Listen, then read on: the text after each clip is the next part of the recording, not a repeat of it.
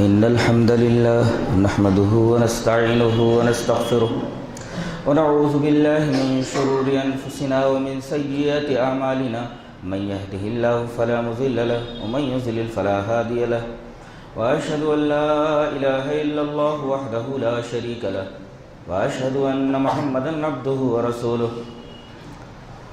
يا أيها الذين آمنوا اتقوا الله حق تقاته ولا تموتن إلا وأنتم مسلمون يا أيها الناس اتقوا ربكم الذي خلقكم من نفس واحدة وخلق منها زوجها وبث منهما رجالا كثيرا ونساء واتقوا الله الذي تساءلون به والأرحام إن الله كان عليكم رقيبا يا أيها الذين آمنوا اتقوا الله وقولوا قولا سديدا يصلح لكم أعمالكم ويغفر لكم ذنوبكم ومن يطع الله ورسوله فقد فاز فوزا عظيما أما بعد فإن خير الحديث كتاب الله وخير الهدي هدي محمد صلى الله عليه وسلم وشر الأمور محدثاتها وكل محدثة بدعة وكل بدعة ضلالة الضلالة في النار أعوذ بالله من الشيطان الرجيم بسم الله الرحمن الرحيم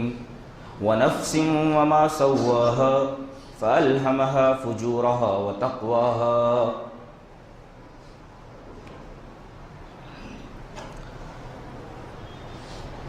گفتگو کا موضوع ہے نفس کی حقیقت۔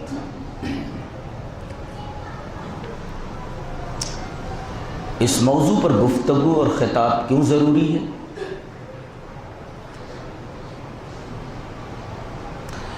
جواب اس کے یہ ہے کہ آدمی اگر اس کو بے لگام چھوڑ دے گا تو اس کے لیے جہنم طے، اور جس نے اس نفس کو اپنے کنٹرول میں کر لیا اس کا جنت میں جانا طے ہے۔ گویا جنت میں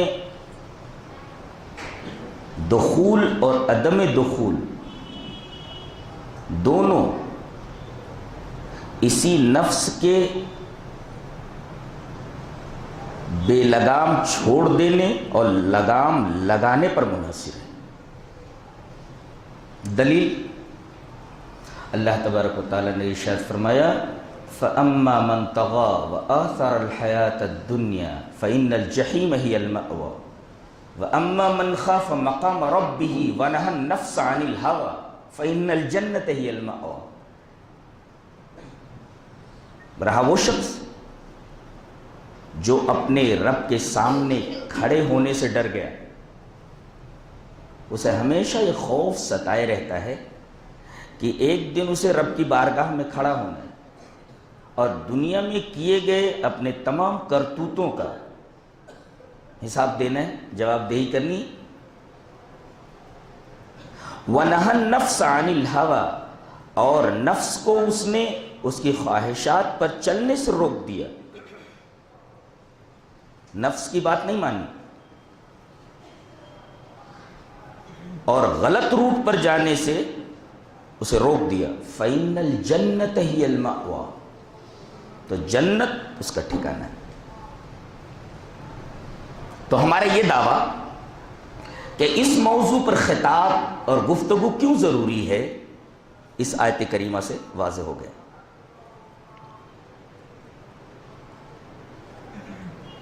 خطبہ مسنونہ کے بعد پڑھی گئی دو آیتیں، آئیے پہلے اس پر غور کر لیتے ہیں۔ اللہ نے نفس کی قسم کھائی ہے، اور قسم کا کھانا نفس کے تعلق سے اس بات کی دلیل ہے کہ وہ کوئی اہم چیز ہے، اس لیے کہ اللہ تبارک و تعالیٰ کسی غیر اہم چیز کی قسم نہیں کھاتا۔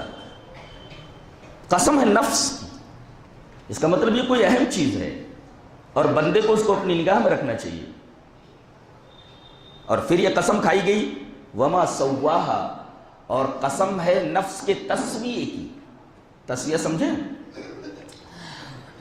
کوئی چیز آپ بنا رہے ہیں، مثلا کوئی مشین ہے، مشین کے ہر پرزے کو اس کے صحیح اور موزوں جگہ پر رکھ دینا، دیٹ از کالڈ تسویہ۔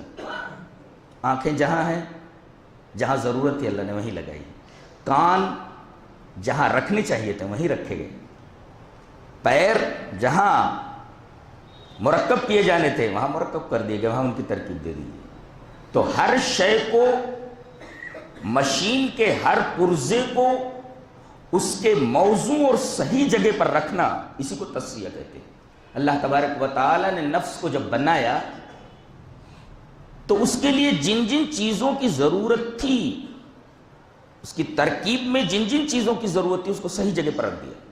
یہ ہے نفس کا تسویہ۔ تو قسم ہے نفس کی، وما سواہا، اور قسم ہے نفس کے تسویہ کی۔ اور آگے یہ بتایا گیا فَأَلْهَمَهَا فُجُورَهَا وَتَقْوَاهَا، ہم نے نفس کو بنایا، اس کا تسویہ کیا، اور اسے ہم نے تقوی اور فجور، تقوی اور فجور سمجھیں کسے بولتے ہیں؟ آدمی زندگی بھر رب کے خوف کے سائے میں اگر زندگی گزارتا ہے تو یہ تقوی ہے، اور اگر رب کے خوف کے سائے سے الگ ہو کر کے زندگی گزار رہا ہے تو یہ فجور ہے۔ اللہ تبارک و تعالیٰ نے دونوں چیزیں بیان کر دی، فَأَلْهَمَهَا فُجُورَهَا وَتَقْوَاهَا، اور تجھے اختیار دے دیا گیا ہے، چاہے تو اپنی زندگی رب کے خوف کے سائے کے نیچے گزار دے، چاہے تجھے اختیار ہے کہ تو رب کے خوف کے سائے سے الگ ہٹ کر کے شیطان کے سائے کے نیچے زندگی گزار دے، تجھے اختیار دیا گیا ہے۔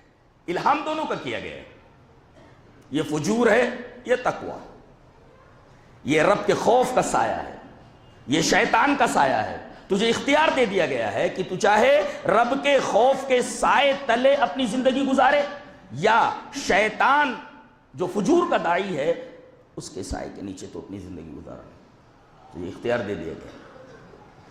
کیا بات ہے، اللہ کی قسم، نفسیات پر دنیا کے اندر جتنی کتابیں لکھی گئی ہیں، قرآن حکیم کا تفسیر اور محاکمہ حرف آخر ہے اس موضوع کے تعلق سے۔ موضوع بڑا دقیق ہے، سب لوگ اس پر گفتگو نہیں کر سکتے، آدمی کے پیر کانپ جائیں گے نفس پر گفتگو کرتے ہوئے، بہت مطالعہ کرنا پڑتا ہے تب آدمی کسی نتیجے پر پہنچتا ہے، نہیں تو بحث نفس کے تعلق سے بہت الجھی ہوئی ہے۔ تو خطبہ مسنونہ کے بعد پڑھی گئی ان دو آیتوں کی ایک سرسری تشریح تھی۔ آئیے پہلے یہ جان لیں کہ نفس اور روح دونوں الگ الگ چیزیں ہیں، دونوں ایک ہی چیزیں ہیں، دونوں ایک ہی چیز ہے۔ میں مانتا ہوں کہ دونوں ایک ہی چیز ہے، نفس اور روح دونوں ایک ہی چیز ہے۔ دلیل یہ حدیث پاک، وعن سلمة رضی اللہ تعالی عنہ قالت دخل رسول اللہ صلی اللہ علیہ وسلم ابی سلمة وقد شق بصره فأغمزه ثم قال ان الروح اذا قبض تبعه البصر، رواہ ابن ماجہ فی کتاب ما جاء فی الجنائز۔ امام ابن ماجہ رحمہ اللہ ابن ماجہ شریف کے اندر کتاب الجنائز کے اندر یہ روایت حضرت ام سلمہ رضی اللہ تعالیٰ عنہ سے، ام سلمہ رضی اللہ تعالیٰ عنہ سے روایت، مان ام سلمہ رضی اللہ تعالیٰ عنہ قال، وہ کہتی ہیں کہ ابو سلمہ کا انتقال ہو گیا، نبی کریم صلی اللہ علیہ وسلم وہاں تشریف لائے، دیکھا کہ ان کی آنکھیں کھلی ہوئی، موت کے بعد ان کی آنکھیں کھلی ہوئی، آپ آگے بڑھے اور آپ نے ان کی آنکھیں بند کر دی، فاغمزہ، آپ نے ان کی آنکھیں بند کر دی۔ ہم لوگوں کو بھی اس مرحلے میں جانا ہے، ہمارے ساتھ بھی یہی ہونے والا ہے، کچھ نہیں تو کل نہیں تو پرسوں لائن میں لگے ہوئے، فاغمزہ، یہ ڈر نہیں لگتا کہ ایک دن یہ سب کچھ چھوڑ کر چلے جائیں کہ دوبارہ آنا نہیں ہے؟ اب تو آدمی کو ڈر جانا چاہیے، خوف زدہ ہو جانا چاہیے۔ کوئی پکارے والا پکارتا ہے کہ آج فلاں صاحب کا انتقال ہو گیا، بیٹھے رہتے ہیں، چائے پیتے رہتے ہیں یا کھڑے ہو جاتے ہیں وغیرہ وغیرہ، لیکن اس سے ایک احساس لینا چاہیے کہ اس کی جگہ ایک دن ہم لینے والے ہیں۔ واللہ کہتا ہوں اگر یہ احساس دل میں تازہ ہوتا رہے تو گناہوں کی شرح کم سے کم بہت کم ہو جائے، اس کی جگہ آپ ہو سکتے ہیں، اور ایک دن ہونا ہی ہے۔ تو نبی کریم صلی اللہ علیہ وسلم آئے، روح نکلنے کی وجہ سے ان کی آنکھیں کھلی رہ گئی تھی، وقد شق بصرہ، آنکھیں پھٹی ہوئی تھی، فاغمزہ، آپ نے ان کی آنکھیں بند کر دی، پھر جو لوگ وہاں بیٹھے ہوئے تھے آپ نے فرمایا ثم قال، پھر فرمایا ان الروح اذا قبض، جب فرشتے روح کو قبض کر کے لے کر چلتے ہیں تو تبعہ البصر، تو آنکھ اس کا تعاقب کرتی ہے. یہاں کون سا لفظ لایا گیا؟ روح. ان الروح، جب روح نکالی جاتی ہے تو آنکھ اس کا تعاقب کرتی ہے کہ وہ جا رہی ہے جو زندگی بھر میرے اندر تھی، میرے ساتھ تھی. تو یہاں روح کا تعاقب کرتی ہے آنکھ. آئیے ایک حدیث اور دیکھتے ہیں.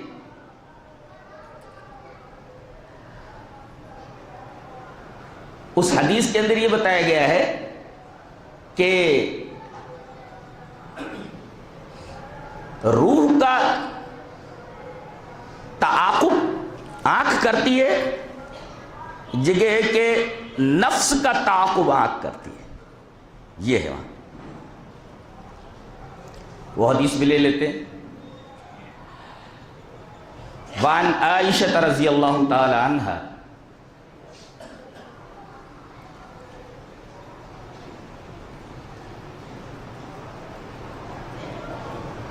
اذا مات الانسان شخص بصرہ نفسہ، کہ جب انسان مر جاتا ہے تو اس کی آنکھ اس کے نفس کا تعاقب کرتی ہے. یہ حدیث کے الفاظ، یعنی روح کی جگہ نفس کا تعاقب کرتی ہے. تو یہ حدیث بتاتی ہے کہ نفس اور روح دونوں ایک ہی چیز ہے. اور یہ عجیب شے ہے کہ اللہ تبارک و تعالی نے عہد الست کے اندر اسی کو گواہ بنایا تھا. اللہ نے فرمایا وَإِذْ أَخَذَ رَبُّكَ مِن بَنِي آدَمَ مِن ظُهُورِهِمْ ذُرِّيَّتَهُمْ وَأَشْهَدَهُمْ عَلَىٰ أَنفُسِهِمْ. اللہ تبارک و تعالیٰ نے حضرت آدم کی پیٹھ سے جب ان کی ذریت کو نکالا تو ان کے نفسوں پر ان کو گواہ بنایا. گویا گواہی کس نے دی؟ نفوس نے گواہی دی. اللہ تبارک و تعالیٰ نے آدم کی پیٹھ سے ان کی ذریت کو نکالنے کے بعد ان کے نفسوں کے اوپر ان کو گواہ بنایا. گویا عہد الست کے اندر بھی یہ نفوس موجود تھے، نفوس موجود تھے. اور یہی وہ نفس ہے کہ جو اچھا بھی کرتا ہے اور برا بھی کرتا ہے. اور جو اس نے اچھا کیا ہے وہ بھی سامنے حاضر پائے گا، اور جو برا کیا ہے وہ بھی سامنے حاضر پائے گا. اس کا مطلب یہ ہوا کہ برا اور بھلا دونوں کام یہی نفس کرتا ہے. دلیل یہ آیت کریمہ یوم تجد کل نفس ما عملت من خیر محضرا وما عملت من سوء تود لو ان بینہ وبینہ امدا بعیدا. کہتے ہیں کہ اس دن یعنی قیامت کے دن ہر نفس جو اس نے اچھا عمل کیا ہے، ما عملت من خیر، جو اچھا عمل کیا محضرا، اس کو حاضر پائے گا. وما عملت من سوء، اور نفس نے جو برا عمل کیا ہے وہ بھی حاضر پائے گا، اس کو بھی حاضر پائے گا. اور تمنا کرے گا تود لو ان بینہ وبینہ امدا بعیدا، اس کے درمیان اور اس کے گناہ کے درمیان ایک لمبا فاصلہ ہوتا، کاش کہ یہ گناہ مجھے دیکھنے کو نہ ملتے. تو یہ آیت کریمہ بتا رہی ہے کہ نفس ہی اچھا کام کرتا ہے اور نفس ہی برا کام کرتا ہے. ظاہر ہے کہ جب اچھا کام یہی کرتا ہے اور برا کام یہی کرتا ہے تو پکڑ اسی کی ہوگی، جہنم میں یہی جانے والا ہے اور جہنم میں یہی لے جانے والا ہے.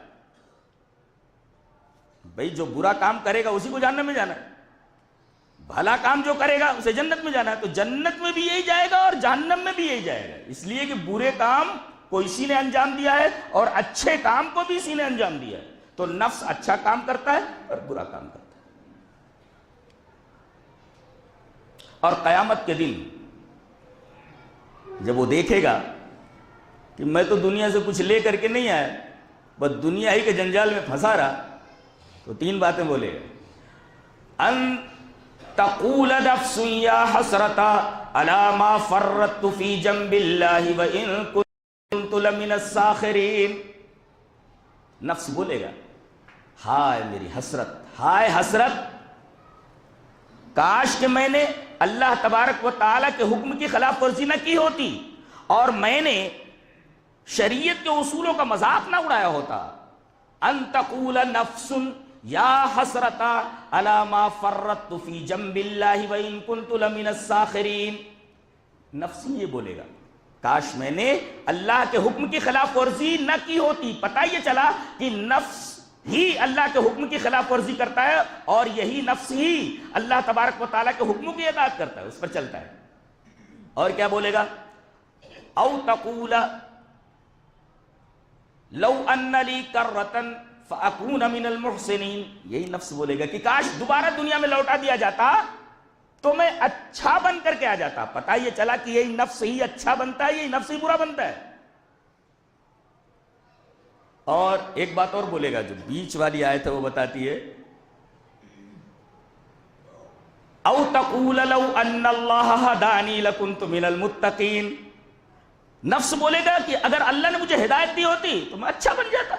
اس کا مطلب معاملہ تقدیر کے اوپر ڈال دے رہا ہے کہ میری تقدیر میں لکھا تھا کہ میں جہنم میں آؤں, میں جہنم میں آ گیا. سارا معاملہ اس نے تقدیر کے اوپر ڈال دیا. تو یہ تین باتیں وہ میدان حشر کے اندر کہے گا جب سامنے عذاب کو دیکھے گا. تو او تقول حین تری العذاب لو ان لی کرۃ فاکون من المحسنین. یہ تین باتیں بولے گا. گویا کہ افسوس کرنے والا بھی یہی ہے, یہ بات بھی معلوم ہے کہ اچھا کرنے والا بھی یہی ہے, برا کرنے والا بھی یہی ہے, جنت میں بھی یہ جانے والا ہے, جہنم میں بھی یہ جانے والا ہے. اسی طریقے سے اس کو اگر آپ نے کنٹرول کر لیا تو آپ کے لیے جنت ہے, اور اگر آپ نے اس کو بے لگام چھوڑ دیا تو آپ کے لیے جہنم ہے, جیسا کہ یہ آیت بتا رہی. اور یہی ہدایت پاتا ہے اور یہی ضلالت میں مبتلا ہوتا ہے. اللہ نے فرمایا وَمَنِ اهْتَدَىٰ فَإِنَّمَا يَهْتَدِي لِنَفْسِهِ. اور جو ہدایت پاتا ہے وہ اپنے نفس کے لیے ہدایت پاتا ہے. یہ آیت کریمہ بتا رہی ہے کہ ہدایت کا محل, ہدایت کو قبول کرنا یا نہ کرنا, یہ نفس کا عمل ہے. اس کے سامنے ہدایت پیش کر دی جائے تو قبول کرنے والا کون؟ نفس. انکار کرنے والا کون؟ نفس. تو نفس ہی سب کچھ کرتا ہے اور اسی کو مرنا ہے, اسی کو موت کا مزہ چکھنا ہے. کل نفس ذائقۃ الموت. ہر نفس کو موت کا مزہ چکھنا ہے. مزہ چکھنے والا موت کا کون؟ یہی نفس.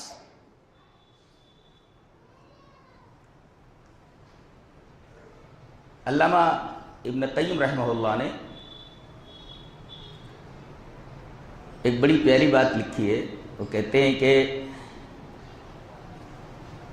نفس جو ہیں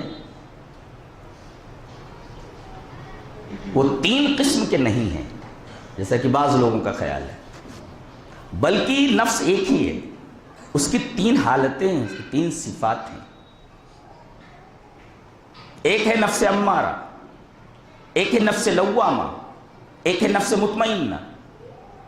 علامہ ابن قیم کا کہنا ہے کہ یہ نفوس تین نہیں ہیں, بلکہ یہ ایک ہی نفس کی تین حالتیں ہیں, ایک ہی نفس کی تین صفات ہیں. اس سے پہلے کہ اس پر بحث کروں ایک آیت کریمہ اور نگاہ میں رکھ لیں.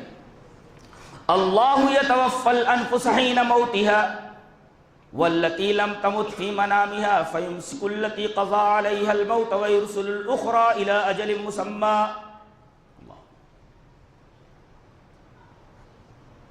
اسی نفس کو نکال لیا جاتا ہے تو آدمی مر جاتا ہے, اور یہ کام اللہ نے ملک الموت کے سپرد کر رکھا ہے.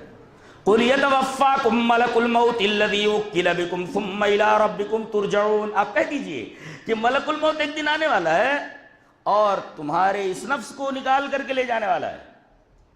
تو اللہ یتوفی الانفس حین موتها, آدمی کی جب موت آتی ہے تو اسی نفس کو نکال لیتا ہے, اور آدمی کو جب نیند آتی ہے تو اللہ اسی نفس کو معطل کر دیتا ہے, احساس و شعور سے عاری ہو جاتا ہے. تو اگر اس کو نکالنا رہتا ہے نکال لیتا ہے تو آدمی مر جاتا ہے, اور اسے نکالنا نہیں رہتا, ایک اجل مسمى تک اس کو چھوڑنا رہتا ہے, تو اس کے اوپر نیند کے اندر تعطل طاری کر دیتا ہے, نفس معطل ہو جاتا ہے. تو نیند کے اندر نفس معطل ہو جاتا ہے اور موت کے اندر اسے بدن سے نکال لیا جاتا ہے. نیند کے وقت یہ بدن ہی میں رہتا ہے, ہاں اس کا کام روک دیا جاتا ہے، کام معطل ہو جاتا ہے، اور جب موت آتی ہے تو اس کو اندر نہیں رہنے دیا جاتا، اس کو باہر نکال لیا جاتا ہے، تو آدمی کے بدن کے اوپر موت طاری ہو جاتی ہے۔ یہ مطلب ہے اس آیت کریمہ کا۔ اللہ یتوفی الانفس حین موتها واللتی لم تمت فی منامها فیمسک التی قضی علیہا الموت ویرسل الاخری الی اجل مسمی۔ کیا تبصرہ ہے اس نفس کے اوپر! دنیا کا کوئی بھی مبصر، دنیا کا کوئی بھی مفکر نفس کے اوپر اتنا جاندار اور شاندار تبصرہ نہیں کر سکتا۔ یہ وہی تبصرہ کر سکتا ہے جس نے نفس کو بنایا ہے، جس نے نفس کا تصفیہ کیا ہے، جو نفس کے مزاج سے واقف ہے، جو نفس کے مذاق سے واقف ہے، جو نفس کی حقیقت سے واقف ہے، وہی ایسا تبصرہ کر سکتا ہے، ایسا بیان کر سکتا ہے۔ تو نفس کی تین حالتیں ہیں، نفس تو ایک ہی ہے، ایک ہے، اس کی تین حالتیں، نفس امارہ، نفس لوامہ، نفس مطمئنہ۔ بہت غور سے سنیے، یہ شروع حالت میں، ابتدائی حالت میں رہتا ہے، جیسے بچہ رہتا ہے تو یہ بچہ ہی ہوتا ہے، اور جیسے بچہ ہر الٹی سیدھی چیزوں کے لیے ضد کرتا ہے تو یہ بھی ایسے ہی رہتا ہے۔ کسی شاعر نے بہت اچھا کہا ہے، النفس کالطفل ان تہملہ شب علی حب الرضاع وان تفتمہ ینفتمی۔ وہ بولتا ہے کہ نفس کی مثال ایک بچے کی سی ہے۔ النفس کالطفل، طفل مینس چائلڈ، بچہ۔ النفس کالطفل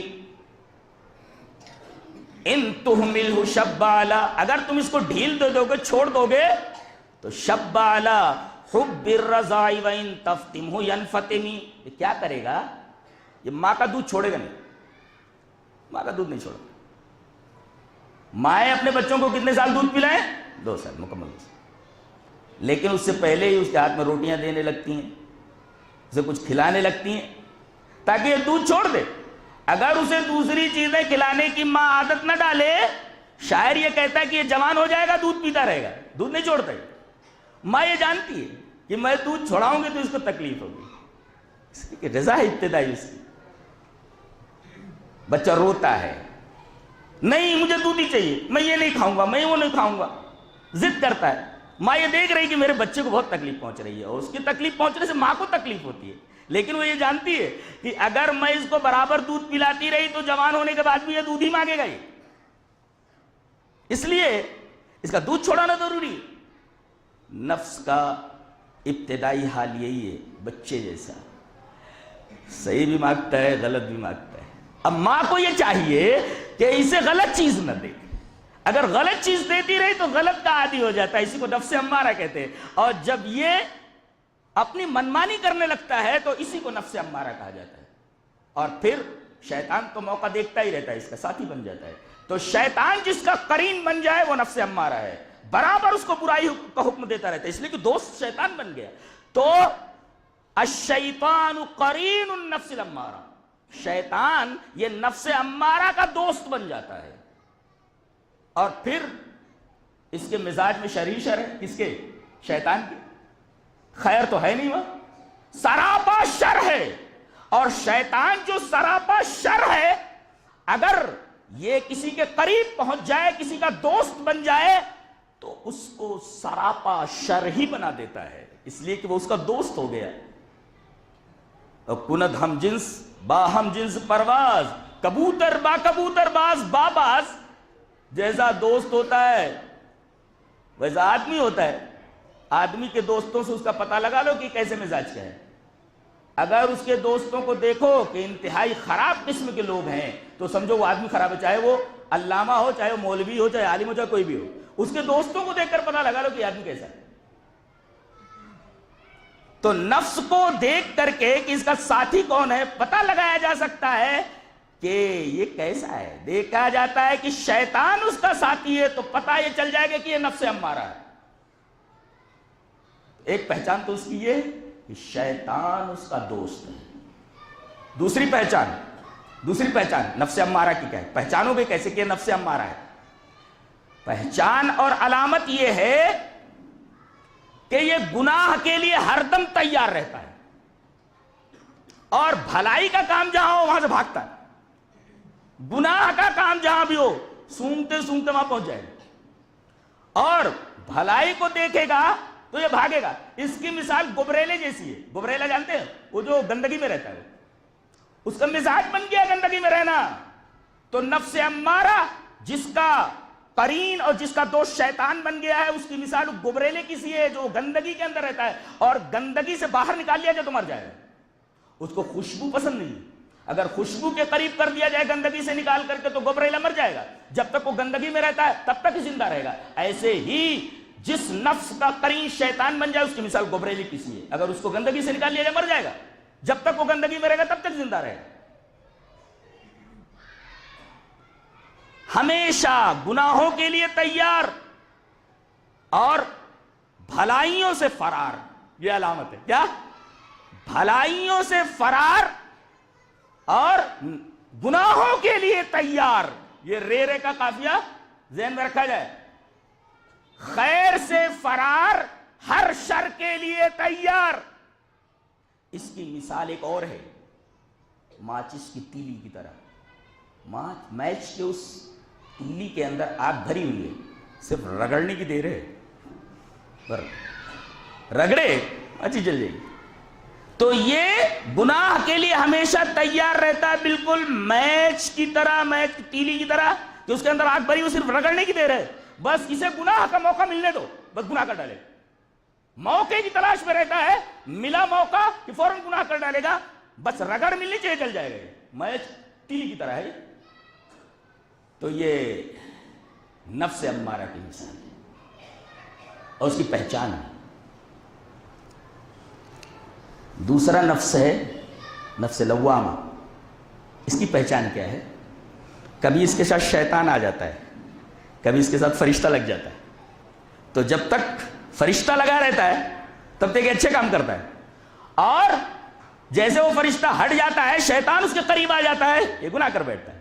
اس کا مطلب نفس لوامہ وہ نفس ہے کہ کبھی گناہ کرتا ہے اور کبھی بھلائی کرتا ہے, کبھی خیر کرتا ہے. یہ اس کی پہچان ہے, علامت. اور یہ اس وقت ہوتا ہے جب شیطان اس کے قریب آتا ہے اور فرشتہ اس کے قریب آتا ہے. اور ایک نقطہ اور ہے کہ برے آدمی کے اندر بھی یہ نفس ہوتا ہے اور اچھے آدمی کے اندر بھی یہ نفس ہوتا ہے. نقطہ ذہن میں رکھا جائے کہ جب کوئی اچھائی چھوٹ جاتی ہے تو اچھے آدمی کا یہ نفس ملامت کرتا ہے کہ ارے اتنا اچھا موقع ملا تھا, تو نے نیکی کا کام کیوں نہیں کیا؟ تجھے نیکی کا کام کر لینا چاہیے تھا. گویا کہ نیکی کے فوات پر, نیکی کے چھوڑ دینے پر, نہ کرنے پر یہ نفس ملامت کرتا ہے. تو یہ اچھا نفس ہے, نفس لوامہ. یہ مومن کا نفس ہے. یعنی گویا کہ مومن کے نفس کو اگر دیکھا جائے تو وہ بھی نفس لوامہ ہی ہوتا ہے. نفس لوامہ ہوتا ہے کہ اگر کوئی بھلائی کا کام چھوٹ جائے تو ملامت کرتا ہے, ارے تو نے وہ بھلائی کا کام کیوں چھوڑ دیا؟ تو یہ مومن کا نفس لوامہ ہے. اور اگر کوئی گناہ کا کام تھا چھوٹ گیا تو ملامت کرتا ہے, کہتا ہے ارے گناہ کا کام کیوں چھوڑ دیا, تھوڑا مزہ لے لینا چاہیے تھا, لطف لے لینا چاہیے تھا. تو سمجھو کہ یہ نفس لوامہ یہ ایک گنہگار کا, ایک فاجر اور فاسق اور بدمعاش آدمی کا نفس, نفس لوامہ. تو گویا کہ نفس لوامہ دونوں جگہ رہتا ہے. مومن کے اندر بھی یہ نفس رہتا ہے اور کافر اور فاجر اور فاسق کے اندر بھی یہ نفس رہتا ہے. تو اگر کوئی بھلائی فوت ہو جائے اور اس بھلائی کے فوت ہو جانے پر نفس ملامت کرنے لگے کہ وہ بھلائی کا کام تو نے کیوں چھوڑ دیا, افسوس وہ بھلائی کا کام چھوڑ گیا, کاش کر لینا چاہیے تھا. تو سمجھو یہ مومن کا نفس لوامہ ہے. اور کوئی گناہ کا کام تھا وہ چھوٹ گیا, اب نفس ملامت کر رہا ہے, ارے کیوں وہ گناہ کا کام تو نے چھوڑ دیا, کر لینا چاہیے تھا نا, تھوڑا سا مزہ مل جائے. تو یہ نفس لوامہ ایک بدکار, کافر اور فاسق اور فاجر آدمی کا نفس ہے. تو نفس لوامہ دونوں جگہ. گویا کہ یہ نفس ایک برزخ کی طرح ہے, برزخ کی طرح ہے کہ اس کا ایک سرا فرشتے سے ملا ہوا ہے اور دوسرا سرا شیطان سے. اب جو غالب آ جائے وہی حرکت اس سے ہو جاتی ہے. دو کنارے ہیں نا, ایک کنارہ شیطان سے ملا ہوا ہے اور ایک کنارہ فرشتے سے ملا ہوا ہے. تو جو موقع دیتا طریقے کی حرکت اس نفس سے صادر ہوتی ہے.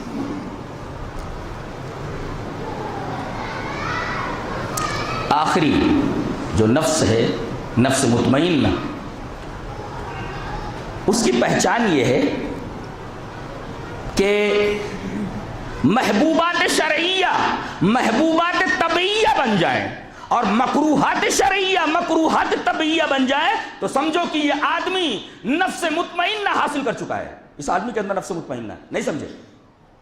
محبوبات شرعیہ یعنی اللہ اور اس کے رسول کو جو چیز محبوب ہے اگر اس کی طبیعت کو محبوب ہو جائے تو سمجھو نفس مطمئنہ ہے. اور اللہ اور اس کے رسول کو جو چیز مکروہ ہے جو چیز ناپسندیدہ ہے اگر اس کی طبیعت کو بھی وہ ناپسندیدہ لگے تو سمجھو آدمی کو نفس مطمئنہ حاصل ہو گیا, آدمی نفس مطمئنہ کے مقام پر پہنچ گیا. تو محبوبات شرعیہ اگر محبوبات طبعیہ بن جائے, آدمی کی طبیعت بن جائے, اور مکروہات شرعیہ مکروہات طبعیہ بن جائے تو آدمی نفس مطمئنہ حاصل کر چکا اور نفس مطمئنہ کے مقام پر پہنچ چکا.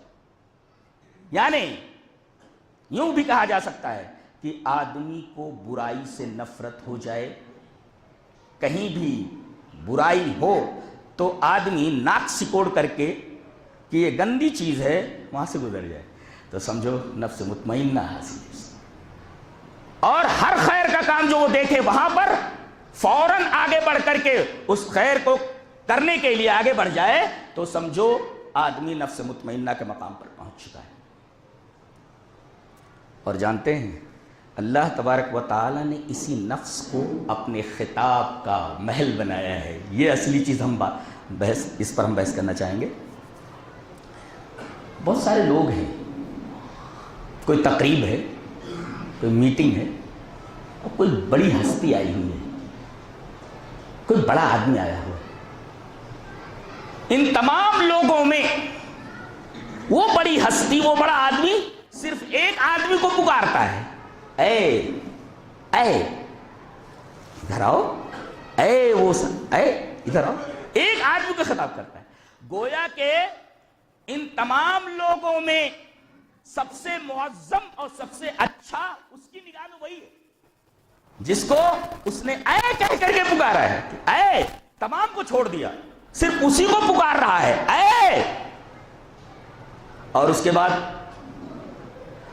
اس کے نام کے ساتھ اگر پکارا جائے تو تھوڑی تنقیص ہے, لیکن اگر اس کے لقب کے ساتھ پکارا جائے تو یہ اس کے لیے تعظیم کی بات ہے.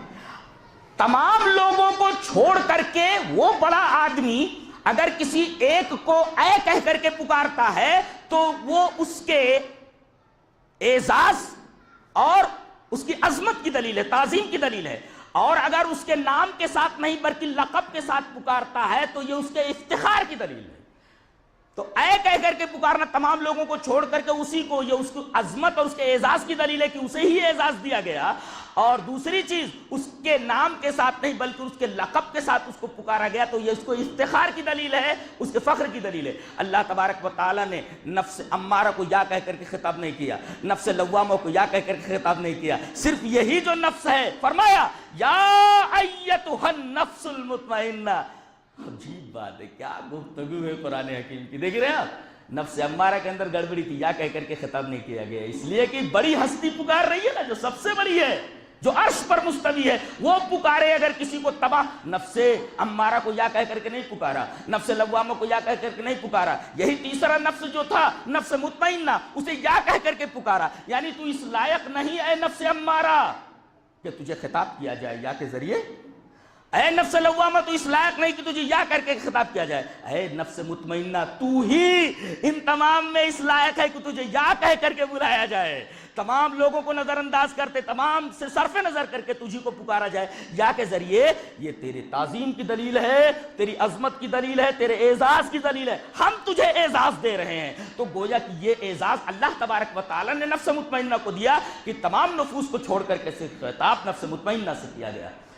اور ایک اور بات ہے, جب نام لایا جاتا ہے تو بیچ میں ایھا کی فصل نہیں ہوتی. یہ تو نحو کا ایک طالب علم جانتا ہے. جیسے کہا جائے یا زیدو تو ایھا کی فصل نہیں آتی. اسی طرح کہا جائے یا محمدو تو ایھا کی فصل نہیں آتی. لیکن اگر صفت لائی جائے, لقب لائی جائے تو ایھا کی فصل آتی ہے. ایھا النبی, ایھا النبی, ایھا کی فصل لائی جاتی ہے. جیسے کہا جائے یا ایھا النبی انا ارسلناک. دیکھیں نبی صفت ہے, آپ کا لقب ہے, لہذا یا حرف ندا اور جو اس کے منادا کے درمیان ایھا کی فصل لائی گئی. اس کا مطلب یہ ہوا کہ اللہ تبارک و تعالی نے اس نفس کو اس کے نام کے ساتھ نہیں بلکہ اس کے لقب کے ساتھ پکارا ہے کہ اے نفس تو مطمئن ہے، یہ اس کی صفت ہے، نام نہیں ہے. نہیں تو یا نفس کہہ کر کے پکارا جاتا کہ نام کے ساتھ، لیکن لقب کے ساتھ پکارا گیا تو یہ باعث افتخار ہے. ایھا کی فصل آئے گی، یا ایتھا النفس المطمئنہ، یعنی یا کے ذریعے پکارا گیا تو یہ عظمت کی دلیل، تعظیم کی دلیل، اور ایتھا کی فصل لا کر کے اس کی صفت کے ساتھ، اس کے لقب کے ساتھ ذکر کرنا اس کے افتخار کی دلیل ہے. تو دو اعزاز تو یہیں دے دیے گئے اس نفس کو، اور اس کے بعد تیسرا اعزاز دیا جا رہا ہے، یا ایتھا النفس المطمئنہ. ایک تو یا کر کے خطاب کیا، یہ اس کی تعظیم کی دلیل، نفس المطمئنہ لقب کے ساتھ پکارا، یہ اس کے افتخار کی دلیل. اب اس کے بعد کہا ارجعی، لوٹ. کوئی آدمی کہیں بھیج دیا گیا ہے، اب اس کو لوٹنا ہے، لوٹ کر کے کہاں ہے؟ اب اللہ فرما رہا ہے میری بارگاہ میں آ جاؤ. رجوع کا مطلب لوٹنا، لوٹ کر کہاں؟ میری بارگاہ میں. گویا کہ رجوع کا حق، میری بارگاہ میں دخول کی اجازت، اذن دخول نفس امارہ کو نہیں، نفس لوامہ کو نہیں، اے نفس مطمئنہ میری بارگاہ میں رجوع کا حق صرف تجھے ہی حاصل ہے. ارجعی، لوٹ. پڑھو نفس کے بارے میں، کچھ سمجھ میں آ رہا ہے یا نہیں؟ جی، ارجعی، لوٹ، یعنی رجوع کا حق صرف اور صرف نفس مطمئنہ کو ہے. میری بارگاہ میں کسی کو داخل ہونے کی اور باریاب ہونے کی اگر کسی کو اجازت ہے تو صرف نفس مطمئنہ ہے. ارجعی، لوٹ، رجوع ہو. کہاں؟ الی ربک. یہ رب کہہ کر کے بھی بڑی عجیب بات کہہ دی. الی رب نہیں کہا گیا، ایک تو الی رب کہا گیا اور پھر کا کہا گیا، یعنی رب تیرا رب ہے، تیرا رب. یہ بھی ایک اعزاز ہے، یعنی میرے ابا ہیں، میرا بھائی ہے. تو جب بھائی ہے اور میرا بھائی ہے، یہ دونوں میں بڑا فرق ہوتا ہے. میرے کے اندر ذرا لگاوٹ ہے، لطف ہے، عنایت ہے. تو اگر اضافت کر دی کہ تیرا رب، تو اس کے اندر لطف تو ہے ہی، عنایت تو ہے ہی، اور دوسرے رب کہہ دیا گیا کہ تیرا پالنے والا کون؟ تیرا پالنے والا کون؟ زندگی پر پرورش کس نے کی تیری؟ میں نے تیری پرورش کی. تو رب کہا تو یہ ایک لطف ہے، ایک عنایت ہے. اور کا کہہ کر کے اپنی طرف اضافت کر کے یہ لطف کو اور عنایت کو ڈبل کر دیا گیا. یہ قرآن حکیم کی گفتگو کا مزاج ہے، جسے عربی کا ایک طالب علم سمجھ سکتا ہے. ہم لوگ عربی کے طالب علم ہم لوگ سمجھتے ہیں کہ بات کہاں سے کہی جا رہی ہے. جہاں تک اپنی عقل ہے، جہاں تک اللہ تبارک و تعالیٰ نے صلاحیت بخشی ہے، وہاں تک ہم اس کے کلام میں غور کرتے ہیں. پتہ چلتا ہے کہ کلام کس معیار سے اور کس درجے سے کہا گیا ہے. آدمی کا وجدان مہک اٹھے، اس طرح گفتگو کرتا ہے قرآن حکیم. تو الا رب کہا گیا، رب کے بعد کا کہا گیا. تو رب کہا گیا پرورش میں نے تیری کی ہے، یہ میرا ایک لطف ہے، ایک عنایت ہے. اور کا تیرا رب ہے، یہ عنایت اور لطف کے اندر اور زیادتی کی طرف اضافہ فرمایا گیا. الا ربک. اچھا، راضیتن، یہ اعزاز تجھے کیوں ملا؟ زندگی بھر تو راضی تھا اے نفس مطمئنہ میرے احکام کے اوپر. میں نے جو جو احکام تجھے دیے تو نے خوشی خوشی اسے کیا، تو راضی تھا. اور جن جن چیزوں سے منع کر دیا اسے تو نے چھوڑ دیا، خوشی خوشی چھوڑ دیا. تو زندگی میں تو راضی تھی میرے احکام سے، مجھ سے. تو اب میں یہاں مرضی ہو جاتا ہوں. تو راضیہ رہی تو اب میں یہاں مرضی ہو جاتا ہوں. مرضی کا مطلب یہ ہوا کہ میں تجھ سے راضی ہو جاتا ہوں. راضیہ کا مطلب خوش ہونے والی، اور مرضیہ میں جس سے خوش ہوا گیا، یہ مفعول ہے.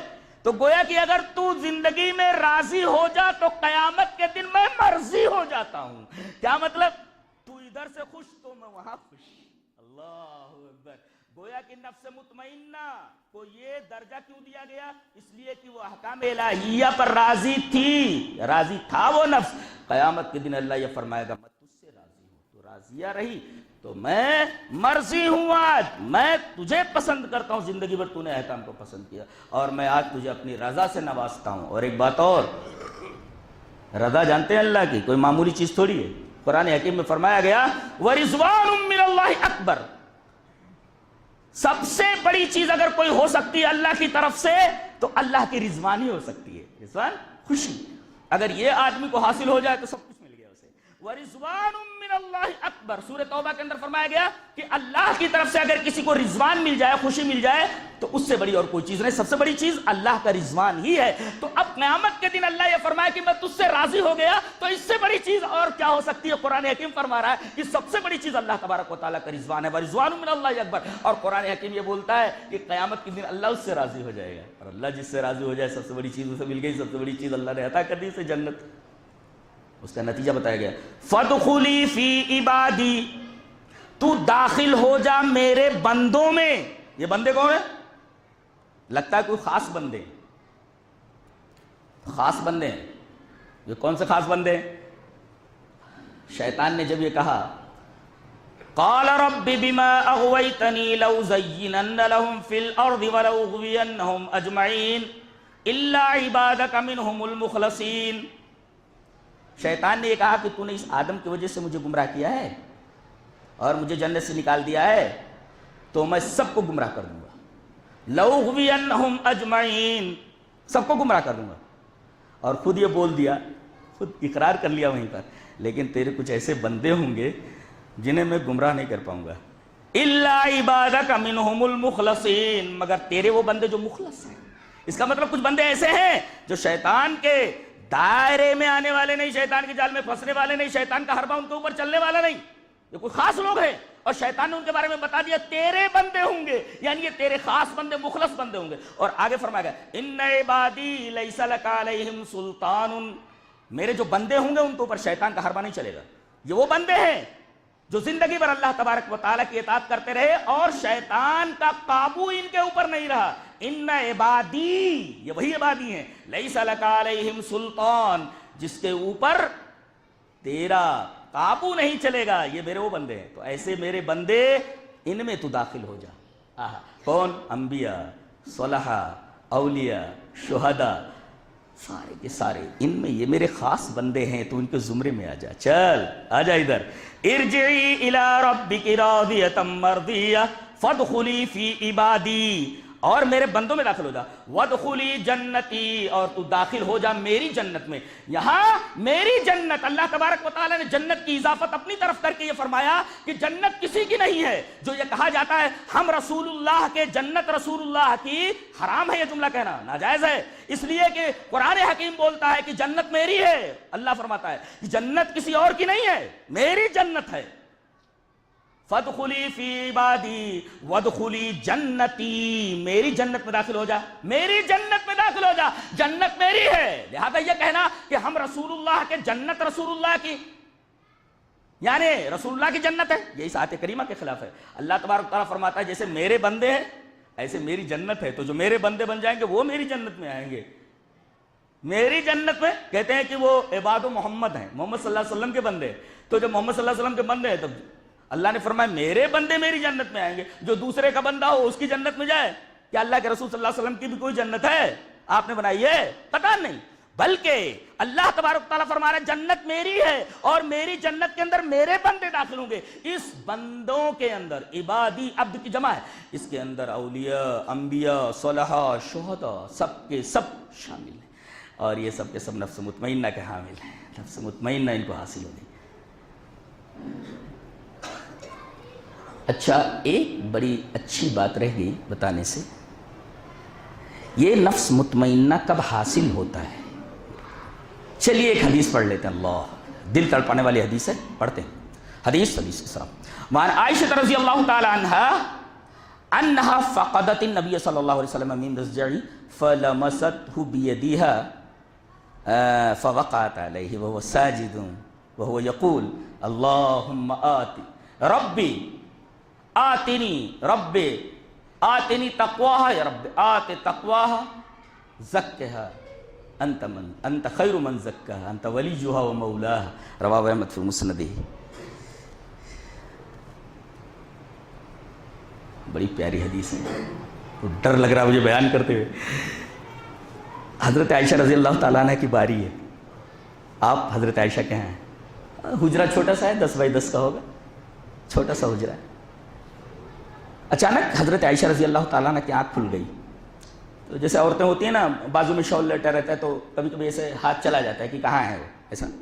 تو نبی کریم صلی اللہ علیہ وسلم آپ کے پاس سوئے ہوئے تھے اور حضرت عائشہ اچانک اٹھی تو آپ نے اپنا ہاتھ ایسے بڑھایا آگے تو دیکھا آپ بستر پر نہیں ہے. فقدت النبی صلی اللہ علیہ وسلم, ارے نبی کہاں غائب ہو گئے, کہاں چلے گئے؟ اٹھ بیٹھی گھبرا کر کے, دیکھا تو ہے نہیں پورے بسترے کے اوپر. فلمست بیدیہا, اپنے ہاتھ سے انہوں نے چھوا ایسے ایسے, لیکن کہیں آپ بستر کے اوپر نہیں تھے. گھبرا کر کے اٹھی اور لڑکھڑا کر کے کسی چیز کے اوپر گر پڑی. وہ نبی کریم صلی اللہ علیہ وسلم تھے نیچے آپ بیٹھے, آپ سجدے میں تھے, وہ ساجد, آپ سجدے میں تھے. حضرت عائشہ جب اٹھی تو لڑکھڑا کر کے آپ کے اوپر گر پڑی. غور فرمائیے, ہمارے ہاں تو کئی لائٹیں جلتی رہتی ہیں, غریبی اتنی ہے کہ گھر میں لائٹ نہیں ہے. حضرت عائشہ کو پتہ نہیں ہے کہ میرا شوہر کدھر ہے, میرا رسول کدھر ہے. انہوں نے بستر کے اوپر تلاش کیا تو ملے نہیں. اٹھی تو گھبرا کر کے کسی چیز کے اوپر گر پڑی, اس لیے کہ کمرے میں اندھیرا تھا, چراغ جلانے کے لیے تیل نہیں ہے. اندھیرے میں انہوں نے ٹٹولا کہ میں جس چیز کے اوپر گری ہوں وہ کوئی چیز نہیں ہے, میرا رسول ہے, میرا شوہر ہے. اور سجدے میں پڑا ہوا وہ ساجد اللہ. آپ کو کچھ سمجھ میں آیا؟ یہ ہے در حقیقت جنت میں جانے کا سبب. بیوی سو رہی ہے مگر وہ سجدے میں ہے شوہر. دنیا کا کوئی سکون اس سکون کے برابر نہیں ہو سکتا. ہم لوگوں کو توفیق ہی نہیں ہوتی ہے. اللہ یہ توفیق ہمیں عطا کرے کہ کم سے کم رات میں سجدے میں گرا ہوا ہو اور آدمی اللہ سے بات کر رہا ہو. اس سے سکون کی اور طمانینت کی چیز دنیا میں اور کوئی نہیں ہو سکتی. وہ لذت دنیا میں کہیں کسی جگہ پر نہیں مل سکتی کہ آدمی تنہائی میں رات کی تاریکی میں رب کے سامنے سجدے میں گرا ہوا اور رو رہا ہو اور اس کی بیوی سو رہی. وہ ساجد, جب ان کو ٹٹولا تو دیکھا کہ یہ تو میرا شوہر ہے, سجدے میں گرا ہوا. وہ ساجد, آپ سجدے میں ہیں. وہ یقول, اور یہ دعا فرما رہے, رب آتے نفسی تقواہا. یہ حدیث کے الفاظ ہیں, رب آتے نفسی تقواہا, اے میرے رب میرے نفس کو تقوی عطا کر دے. زکہا انت خیر من زکاہا, اس کو تو صاف کر دے, تو بہترین صاف کرنے والا ہے. انت ولیہا و مولاہا, تو اس کا نگراں ہے, تو اس کا ولی ہے. اے اللہ اگر تو نے میرے نفس کی نگرانی کر دی تو یہ نفس صحیح راستے پر آ جائے گا. اے اللہ اس کے اندر کچھ خامیاں آ گئی ہیں تو اے اللہ اس نفس کو تو صاف کر دے. اے اللہ میرے نفس کو اس کا تقوی عطا کر دے. سجدے میں گر کر کے ہمارا رسول یہ دعا کر رہا ہے. ایک نکتہ اور ملا کہ اگر آدمی نفلی نماز پڑھ رہا ہو تو آدمی اردو میں بھی دعا مانگ سکتا ہے, انگریزی میں بھی دعا مانگ سکتا ہے, کوئی بھی کسی زبان میں دعا مانگ سکتا ہے. اللہ سے جو کچھ مانگنا چاہے سجدے میں گر کر کے, اور سجدے میں بھی مانگ سکتا ہے, سجدے میں گر کر کے اللہ سے دعا مانگ سکتا ہے. یہ نکتہ ملا, اس لیے کہ مسنون دعائیں تو ہے نہیں ہے سجدے کی تو سبحان ربی الاعلیٰ ہے وغیرہ وغیرہ ہے. تو یہاں تو آپ یہ دعا فرما رہے ہیں, اس کا مطلب ہے کوئی بھی دعا سجدے میں گر کر کے کی جا سکتی ہے. اگر آدمی عربی میں نہ کر سکے تو کسی بھی زبان میں کر سکتا ہے. تو رسول سجدے میں گرے ہوئے اور یہ دعا مانگ رہے ہیں, اس کا مطلب رات کی تاریکی میں تہجد کی نماز میں سجدے میں گر کر کے نبی کریم صلی اللہ علیہ وسلم یہ دعا مانگ رہے کہ اے اللہ میرے نفس کو تقوی عطا کر دے, اس لیے کہ یہی تباہ کرنے والا ہے. اگر یہ صحیح ہو گیا تو جنت میں لے جانے والا, اور اگر یہ خراب ہو گیا تو جہنم میں لے جانے والا. ایک حدیث اور پڑھ دیتا ہوں, پیاری حدیث ہے. آدمی اس نفس کو کنٹرول کیسے کرے, یہ ایک نسخہ ہے. جیسے حکیم بتاتا ہے نا آپ کا مرض کنٹرول میں آ جائے گا, آپ ایک نسخہ لیتے جاؤ, تو اللہ کے رسول صلی اللہ علیہ وسلم نے ایک نسخہ دے دیا. چلیے وہ حدیث پڑھ لیتے ہیں. حدیث اس طرح, وعن عبداللہ بن عمرو رضی اللہ تعالیٰ عنہ قال قال رسول اللہ صلی اللہ علیہ وسلم لا یؤمن احدکم حتی یکون ہواہ تبعا لما جئت بہ. رواہ ابن بطہ فی الابانۃ الکبریٰ. حضرت امام ابن بطہ رحمہ اللہ اپنی کتاب الابانۃ الکبریٰ کے اندر یہ روایت لیں حضرت عبداللہ ابن عمر ابن عاص سے. حضرت عبداللہ ابن عمر فرماتے ہیں کہ رسول اللہ صلی اللہ علیہ وسلم نے ارشاد فرمایا کہ وہ تم میں سے کوئی مومن نہیں ہو سکتا جب تک کہ وہ اپنے نفس کی خواہشوں کو, نفس کی چاہتوں کو میرے لائے ہوئے دین کے تابع نہ بنا دے. اگر آپ اپنے نفس کی خواہشات کو, اپنے نفس کو اگر رسول اللہ صلی اللہ علیہ وسلم کی لائی ہوئی شریعت کے تابع بنا دیتے ہیں تو آپ کا نفس اچھا ہو گیا, آپ کے نفس کا تزکیہ ہوتا رہے گا اور یہ نفس آپ کو جنت میں لے جائے گا. اور اگر آپ نے نبی کریم صلی اللہ علیہ وسلم کی لائی ہوئی شریعت کے تابع اپنے نفس کو نہیں کیا, گئے کام سے. اللہ تبارک و تعالیٰ ہمیں نیک عمل اور اچھی سمجھ کی توفیق عطا فرمائے. وآخر دعوانا الحمدللہ رب العالمین.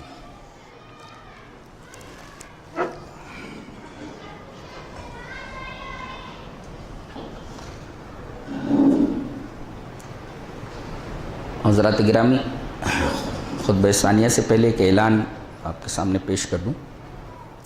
5 تاریخ کو ایک ہمارے عزیز ہیں، بہت اچھے مقرر ہیں، بہت اچھا بولتے ہیں، موضوع کو نبھاتے ہیں اور نیک بھی ہیں، فضل الرحمن اٹاوا سے تو 5 تاریخ کو یہاں آ رہے ہیں، 5 مارچ کو، اور بھی کچھ چوک کے پاس ہی یہ جلسہ منعقد ہونے والا ہے۔